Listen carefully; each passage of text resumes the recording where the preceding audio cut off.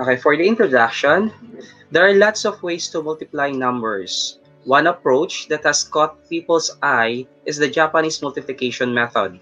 At first, it seems like something out of a magic show, but mathematics should never feel mystical to the point of confusion. And while magicians may never reveal their tricks, we think it is essential to lift the lid on just why these strange methods work. It's the only way to fully appreciate them. Is the Japanese multiplication method helpful? First, in the Japanese multiplication method, we are able to complete a multiplication problem by merely drawing a few lines and counting the points of intersections. Sounds too good to be true, right? Later on, you will see how this multiplication method will be helpful for each and every one of us. Switching between representations is a great way for your child to test their understanding of a particular method. It's one thing to know how to carry out a procedure, like long multiplication, but this is only useful when your child knows why that method works. Once they make these connections between symbolic and visual methods, they'll be able to apply their full toolkit of procedures in different situations. Next, some would say no need to use this because it's too simple. However, some pupils have difficulty in multiplication but very good in addition. As for my experience as a high school teacher, most of the students really having a hard time, especially in multiplying numbers with 2 to 3 digits or more. So I think most of the students they use this addition of numbers to come up with their solution in multiplying numbers. This is the way of Japanese multiplication, adding the intersections rather than using multiplication. How does the Japanese multiplication method work? So let us have some examples. Okay, for example, we have 12 times 32. Remember that numbers are represented using place value. 12 means 1 10 and 2 ones. 32 means 3 tens and 2 ones. Then let us draw diagonal lines corresponding to the tens, and after leaving a gap, we draw more lines in parallel to represent the ones. It helps to use a different color. So for the number 12, we get, okay, for our example, we're going to use two colors, the blue ones and the red one.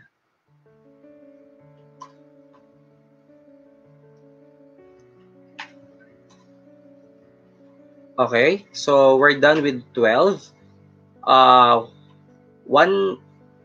One represented by the blue line and 2 represented by the red lines. All we're doing is taking the familiar place value representation of numbers and making it visual. Now let's do the number 32, except this time we'll go in the opposite direction.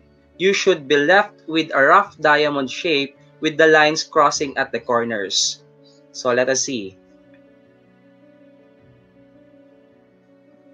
For number 3, we represented it by blue lines. And for number 2, represented it by red lines. So take note, we use blue lines for the tens. And for the ones, we use the red lines.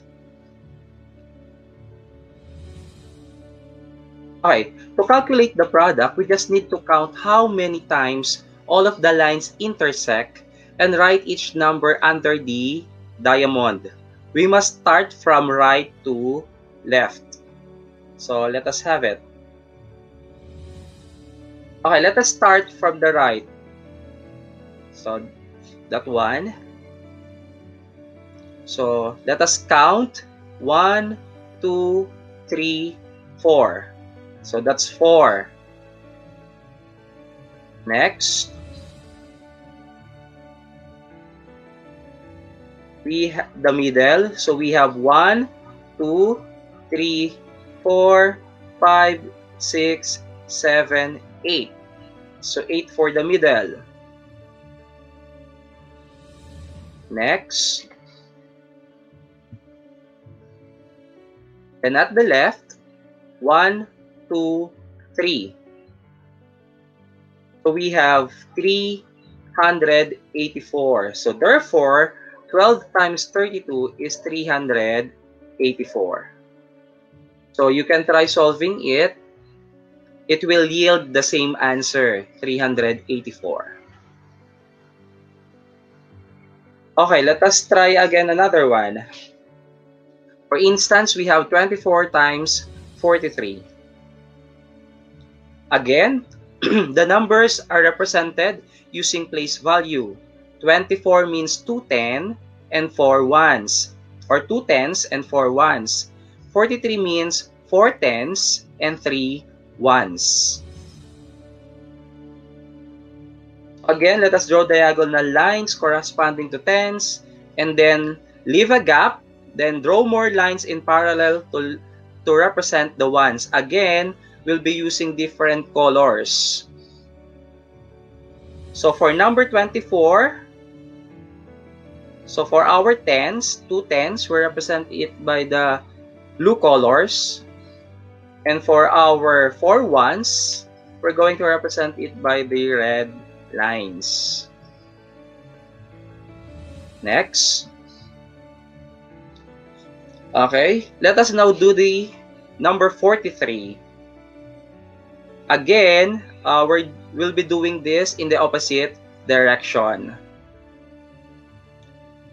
For our 4 tens, we'll be using again the blue lines. For our 3 ones, we'll be using the red lines. There you are.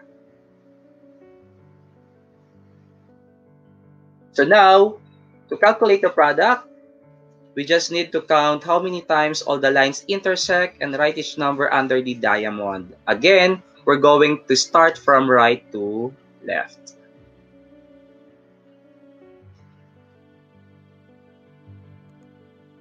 Okay. Let's start from the right. So let us count 1, 2, 3. Let us count the intersections. 4, 5, 6, 7, 8, 9, 10, 11, 12. So we have 12. And since that we have 12, we just bring down 2 and then we just add the tens to the middle. So we just have the remaining digit is 2. Okay, then at the middle, we just count the intersection again. The upper intersection, we have 6. And the lower intersection, we have 2, 4, 6, 8, 10, 12, 14, 16. So 16 plus 6 is 22, plus 1 is 23. So again, we just leave the ones. That's the explanation. Since we have 1 from the right, add 22 plus 1, so we have 23. Since we also have 23, add 2 to the left and 3 remains. So again, the 3 will be remain and the other 2 will be added to the left. So let us count the left, the intersection at the left. So 1, 2, 3, 4, 5, 6, 7, 8. So we have 8. Since we have 2 from the middle, add this to the intersections at the left side. Then we have 8 plus 2 is equal to 10. So therefore, 24 times 43 rather is equal to 1032. Since we are familiar with two digits, let us now try multiplying three digits. Let us try 123 times 223. Again, let us bear in mind, let us not forget that numbers are represented using place value. 123 means 100, 2 tens, and 3 ones. And 223 means 2 hundreds, 2 tens, and 3 ones. So let us try solving it. We then draw diagonal lines corresponding to the hundreds, tens, and ones. So again, we can use different colors for our lines representing the hundreds, tens, and ones. So for our example, we have 123. So our 100 is represented by the first line, the black one, and then our 2 tens is represented by the blue lines, and our 3 ones is represented by the red lines. Okay, let's do the same with our multiplier. So we have 223. So for our 200s, it is represented by the black lines. We have 2 black lines. And then for our 2 tens, represented by 2 blue lines. For our 3 ones, represented by 3 red lines. So again, doing the procedure that we presented a while ago, let us start from the right to the left, counting the intersection. So let us start from the right. So we have 1, 2, 3, 4, 5, 6, 7, 8, 9. So we have 9. Next, column. So let us count the intersection. 2, 3, 4, 5, 6, 7, 8, 9, 10, 11, 12. We have 12. Again, let us add 1 to the next column or area, and then 2 will remain on that certain column. So next, we're going to add the third column. 1, 2, 3, 4, 5, 6, 7, 8, 9, 10, 11, 12, 13. So we have 13, but don't forget, we have to add the 1 coming from the second column. So 13 plus 1, we have 14. Since we have 14, let us add 1 to the next area or column, and 4 will remain. So there you are. Next, let us count the intersection on the next column. We have 1, 2, 3, 4, 5, 6. So we have 6, and again, since we have 1 coming from the third column, we have to add it to the fourth column. We have 6 plus 1, so the total is 7. So for the final column from the left, we have 1, 2. So we have 2 intersections. So therefore, 123 times 223 equals 27,429. Okay, let us have another example. 103 times 223. Again, Uh, Remember that numbers are represented using place value. 103 means 100, but no tens since it is 0, and 3 ones.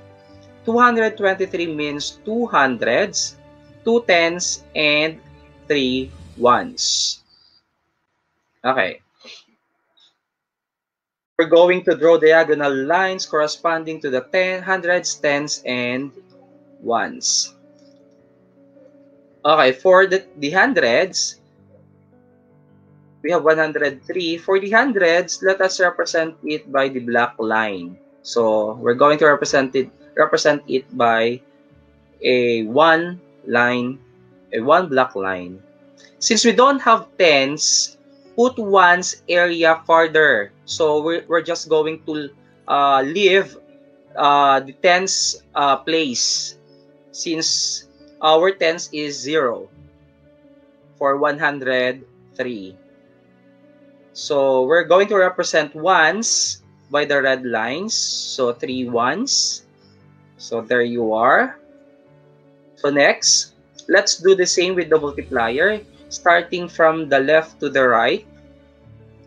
So 223. So we have 2 hundreds, so represented by 2 black lines.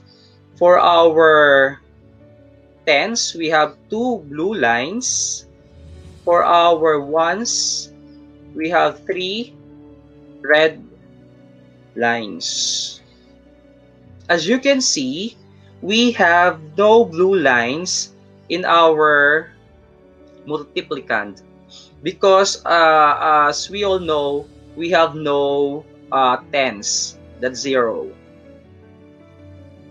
Let's start at the right side again, counting the intersections. Okay. 1, 2, 3, 4, 5, 6, 7, 8, 9. So we have 9 intersections coming from the first column. So let us place it 9. Next one. The second column, we have 1, 2, 3, 4, 5, 6. So there are 6 intersections. Let us proceed. To the next column, we have 1, 2, 3, 4, 5, 6, 7, 8, 9. So for the third column, we have 9 intersections. Next column, so we have 1, 2. So for the fourth column, we have 2 intersections. And for the last, we have 1, 2 intersections. So therefore, 103 times 223 is equal to 22,969. That's all for my presentation, and thank you for listening.